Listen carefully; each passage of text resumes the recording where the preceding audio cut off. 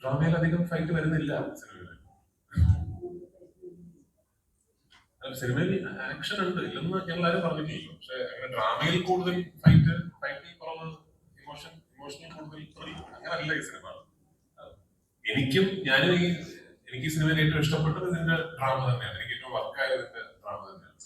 ഇതൊരു കഥാപാത്രത്തിനെ പിന്തുടർന്ന് പോകുന്ന ഒരു നറേറ്റീവ് ഉള്ള സിനിമയാണ്. രാജീവൻ എന്ന് പറയുന്ന ഒരു കഥാപാത്രത്തിനെ പിന്തുടർന്ന് പോകുന്ന ഒരു സ്വഭാവം ഈ നറേറ്റീവിനുണ്ട്. അപ്പൊ ആ കഥാപാത്രം കടന്നു പോകുന്ന സാഹചര്യങ്ങളിൽ ഡ്രാമയും ത്രില്ലും ഇമോഷൻസും ആക്ഷനും ഒക്കെ ഉണ്ട്. പക്ഷെ ഇതിനെ അങ്ങനെ ഒരു പ്രത്യേക ജോണറിലേക്ക് ക്ലാസിഫൈ ചെയ്ത് കെട്ടിയിടാൻ പറ്റുന്ന ഒരു സിനിമയല്ല. ഇതിനെ ഒരു ആക്ഷൻ സിനിമ എന്ന് വിളിക്കാനോ ഒരു ത്രില്ലർ സിനിമ എന്ന് വിളിക്കാനോ ഈവൻ ഒരു പ്യോർ ഡ്രാമ എന്ന് വിളിക്കാനോ പറ്റുന്ന ഒരു സിനിമയാണെന്ന് ഞാൻ വിശ്വസിക്കുന്നില്ല. ഈ സിനിമയ്ക്ക് എനിക്ക് സ്വഭാവമുണ്ട്, പല പല ജോണറുകളിലൂടെ സഞ്ചരിച്ചു പോകുന്ന ഒരു സിനിമയാണ്. ഞാൻ ഒരുപാട് വർഷം പറഞ്ഞിട്ടുള്ള വാചകമാണ് ഈ സിനിമയെ കുറിച്ച്. സുപരിചിതമായ കഥാസാഹചര്യങ്ങൾ അത്ര സുപരിചിതമല്ലാത്ത രീതിയിൽ പറയുന്ന ഒരു സിനിമ. അപ്പൊ നിങ്ങൾ ഈ സിനിമ കാണാൻ വരുമ്പോഴും ആ രീതിയിൽ ഒരു ഓപ്പൺ മൈൻഡോട് കൂടി വന്നാൽ നന്നായിരിക്കും. കാരണം ഒരുപക്ഷെ നിങ്ങൾ അത്ര യൂസ്ഡ് ആയിട്ടുള്ള ഒരു നരേറ്റീവ് സ്റ്റൈൽ അല്ല ഈ പടത്തിന്റെ. അത് ഫ്രം ദ ഫസ്റ്റ് ഷോട്ട് നിങ്ങൾക്ക് കഥ പറയുന്ന രീതി അൺയൂഷ്വൽ ആണ് എന്ന് തോന്നുകയും മേ ബി അത് ഒരുപാട് നിങ്ങൾ തന്നെ പ്രീകൺസീവ്ഡ് ആയിട്ടുള്ള നോഷൻസ് ആയിട്ട് വന്നാൽ ചിലപ്പോൾ അതിനൊരു കണക്ട് കിട്ടാത്ത പോലെ തോന്നിയേക്കാം. So come with an open mind. എത്തരത്തിലുള്ള സിനിമയാണ്, എല്ലാ സിനിമകളും ആക്ച്വലി അങ്ങനെയാണ് കാണുന്നത്. Come with an open mind. എത്തരത്തിലുള്ള സിനിമയാണെന്നൊന്നും സ്വയം ഒരു അസംഷൻ സൃഷ്ടിക്കാതെ നിങ്ങൾ വന്ന് കണ്ടാൽ ഒരു രസമുള്ള പരിപാടിയായിരിക്കും തോന്നുന്നു.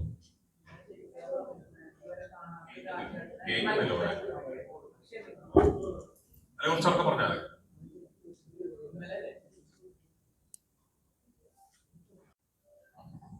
ഇന്നലെ ജയ്ക്ക് സാർ പറഞ്ഞിട്ടുണ്ടായിരുന്നു ഇതുവരെ കാണാത്ത ഒരു രാജേട്ടനെ ഐ നോബഡിയിൽ കാണാൻ പറ്റുന്നു. പക്ഷെ രാജേട്ടൻ മാത്രം സമ്മതിക്കുന്നില്ല. ബാക്കിയുള്ള ക്രൂസ് എല്ലാം ഇതുവരെ കാണാത്ത രാജേട്ടനെയാണ് പ്രതീക്ഷിച്ചിരിക്കുന്നത്. അതിൽ കൂടുതലൊന്നും പ്രതീക്ഷിക്കും.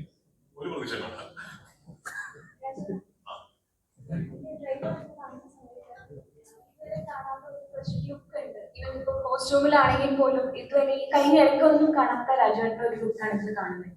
അപ്പോൾ ഇതൊരു ഫ്രഷ് ലുക്ക്, ഫ്രഷ് സ്റ്റാർട്ട് അല്ലെങ്കിൽ ഒരു ഫ്രഷ് ഒരു കൺസെപ്റ്റിലോട്ട് കയറുകയാണോ ചെയ്യുന്നത്? ഇതിൽ രാജീവന്റെ ലുക്കിന്റെ ഏറ്റവും വലിയ ബ്രീഫ് എന്ന് പറഞ്ഞാൽ രാജീവന്റെ ഒരു ലുക്കും നിങ്ങൾ ഓർമ്മയിൽ നിൽക്കരുത് എന്നുള്ളതാണ്. Because is a nobody. അപ്പൊ നിങ്ങൾക്ക് ഈ സിനിമയിൽ എന്റെ ഏതെങ്കിലും ഒരു കോസ്റ്റ്യൂം, എന്റെ ഏതെങ്കിലും ഒരു ലുക്ക് നിങ്ങൾക്ക് ഭയങ്കരമായിട്ട് നിങ്ങളുടെ മെമ്മറിയിൽ ആ ഇമേജറി ഇങ്ങനെ സ്റ്റക്കായി നിൽക്കുന്നുണ്ടെങ്കിൽ അത് ഞങ്ങളുടെ ഭാഗത്തു നിന്ന് പറ്റിയൊരു ഫെയിലിയറാണ്. നിസാം ഈ കഥാപാത്രത്തിന് രൂപം കൊടുത്തിരിക്കുന്നത്, സമീർ ഈ ക്യാരക്ടറിനെ കൺസീവ് ചെയ്ത് എഴുതിയിരിക്കുന്നത് ഇയാളുടെ ഒന്നും തന്നെ ആരുടെയും ഓർമ്മയിൽ നിൽക്കാത്ത രീതിയിൽ വേണം ഇയാൾ. കാരണം ഞാൻ രാവിലെ മറ്റൊരു പ്രസ് മീറ്റിൽ പറഞ്ഞതുപോലെ രാജീവിനും മീരയും ആർ ക്വിന്റസെൻഷ്യലി നോബഡീസ്. ഒരുപക്ഷെ നിങ്ങളുടെ തൊട്ടടുത്തുള്ള വീട്ടിൽ 10 കൊല്ലമായിട്ട് നിങ്ങളുടെ അയൽക്കാരായി ജീവിക്കുന്നവരാണെങ്കിൽ പോലും നിങ്ങൾ അവരെ ഒരുപക്ഷെ പരിചയപ്പെട്ടിട്ടുണ്ടാവില്ല. നമുക്കിടയിൽ തന്നെ ഒരുപാട് രാജീവന്മാരും മീരകളും ഉണ്ടാകുമെന്ന് ഞാൻ കരുതുന്നു. അത്രയും ഒരു for lack of a better word സമൂഹത്തിൽ എടുത്തു പറയത്തക്ക ഒരു ഐഡന്റിറ്റിയോ ഒന്നും ഇല്ലാത്ത വളരെ സാധാരണക്കാരനായ ഒരു മനുഷ്യൻ അസാധാരണമായ സാഹചര്യങ്ങളെ നേരിടേണ്ടി വരുമ്പോൾ ഉണ്ടാകുന്ന കാര്യങ്ങളൊക്കെയാണ്. സ്ക്രീനിൽ തോന്നുന്ന പൃഥ്വിരാജിന് ഇപ്പൊ എത്തുമ്പോ 20s ആയിട്ട് ഫീൽ ചെയ്യുന്നു എന്നുള്ള കമന്റ്സ് എപ്പോഴും വരുന്നുണ്ട്. സോ അത് ശരിക്കും എങ്ങനെയാണ് അത് ഒരു കോംപ്ലിമെന്റ് ആയിട്ട് തന്നെ എടുക്കുന്നുണ്ടോ?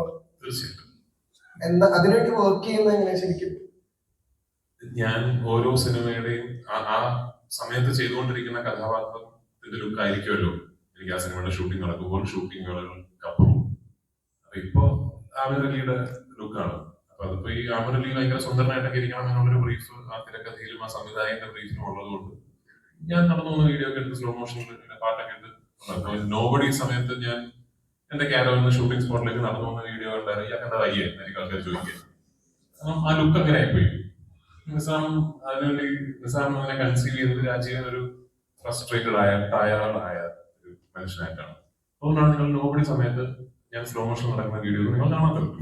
അപ്പൊ അത് അടുത്ത ഞാൻ ചെയ്യാൻ പോകുന്ന സിനിമയിൽ എന്താണ് അതിന്റെ ലുക്ക് ആ സമയത്ത് ഷൂട്ടിംഗ് അല്ലാത്ത വേളകളിലും അങ്ങനെയായിരിക്കും. So I only look like my characters. അല്ലാതെ ഇപ്പോ 40, 20, 40, 60, 30 കണക്ക് എനിക്ക് അറിയില്ല. പക്ഷെ ആക്ച്വലി നിങ്ങളെ കാണാൻ ഭയങ്കര നിങ്ങളുടെ പ്രായത്തിനേക്കാൾ ചെറുപ്പമാണ് എന്നുള്ളത് ഒരു കോംപ്ലിമെന്റ് ഒക്കെ ആണെങ്കിലും I am not trying to look young, I am just trying to look good for a 43-year-old. സാറേ ഓക്കെ. സാറേ ഈ ക്യാരക്ടറിന് വേണ്ടി വല്ല ബോഡി വെയിറ്റ് കൊടുക്കുക അങ്ങനെ എന്തെങ്കിലും ഉണ്ടോ? ഇതിന് അങ്ങനത്തെ ബ്രീഫൊന്നും അല്ല. രാജീവിന് അങ്ങനത്തെ ശരീരം എല്ലാ കഥാപാത്രങ്ങൾക്കും അത്തരത്തിലൊരു ബ്രീഫൊന്നും ഇല്ല. എല്ലാ സിനിമകൾക്കും എല്ലാ കഥാപാത്രങ്ങൾക്കും ഈ ശരീരം ഇങ്ങനെ ആക്കൂ, ശരീരം ഇങ്ങനെ ആക്കണ്ട, അങ്ങനെ ബ്രീഫൊന്നും ഇല്ല. ഒരു ഫിസിക്കാലിറ്റിക്ക് ഒരു ബ്രീഫൊക്കെ കിട്ടുന്നത് ചില കഥാപാത്രങ്ങൾക്ക് മാത്രമാണ്.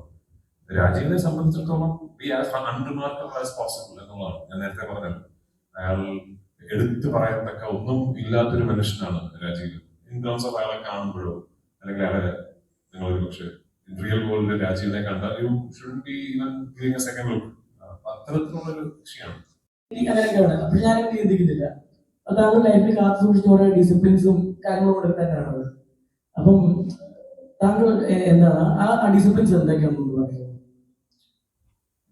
അങ്ങനെ പ്രത്യേകിച്ച് ഒരു ഡിസിപ്ലിൻ എനിക്കത് അതിന്റെ ഉത്തരം എന്താണെന്ന് അറിയില്ല. ഞാൻ ഇനി 10 വർഷം മുമ്പത്തെ ആ ചോദ്യം ചോദിച്ചത് നിങ്ങൾക്ക് മടക്കത്തില്ല എന്നാണ് ഞാൻ ആലോചിക്കുന്നത്. കാരണം ഉത്തരം പറഞ്ഞ് എനിക്ക് പഠിച്ചു തുടങ്ങി.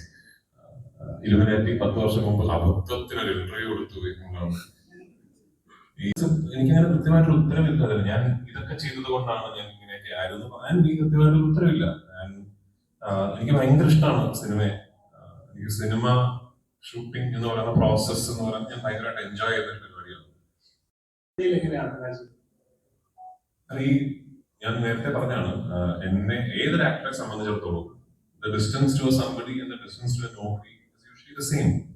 കാരണം രാജീവിനിൽ നിന്നും ഇപ്പൊ അടുത്ത ഞാൻ ഷൂട്ട് ചെയ്യുന്ന സിനിമ ആയതുകൊണ്ട് ആമിർലിയിൽ നിന്നും ഒരേ ദൂരമാണ് എനിക്കുള്ളത്. ഞാൻ രാജീവനുമല്ല, ഞാൻ ആമിർലിയുമല്ല. അപ്പൊ ഈ രണ്ട് കഥാപാത്രങ്ങളും ഒരേ ദൂരത്താണ് എന്നെ സംബന്ധിച്ചിടത്തോളം.